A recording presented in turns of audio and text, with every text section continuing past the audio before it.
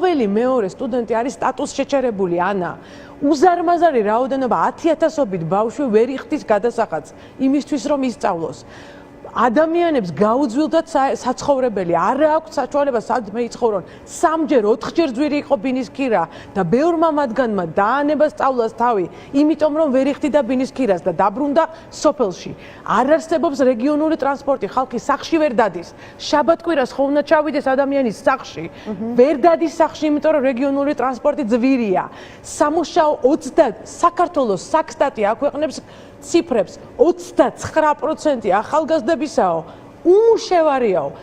ეს ციფრი რომ თავისთავად ამ ციფრს რო აქვეყნებ, ეგრევე უნდა გადადგე შენი თანამდებობიდან, როდესაც პრემიერი ხარ, როდესაც ყოველი მესამე ახალგაზრდა სამსახური არ აქვს. ეს არის ფეთქებად საშიში ვითარება და ახალგაზრდები უნდა მიხვდნენ, რომ იმის მაგივრად, რომ ვინმე მათ 10 წლის განმავლობაში გვერდზე დადგომოდა, რა დაგვიანონ საკობახიძემ, სუსიზაცია, ჩვენ მოვალთ სუსით, ჩვენ მოვალთ კგბ-ით, ჩვენ მოვალთ NKVD-ით, შექმებით და ყველას ყელში მოგიჭერთ.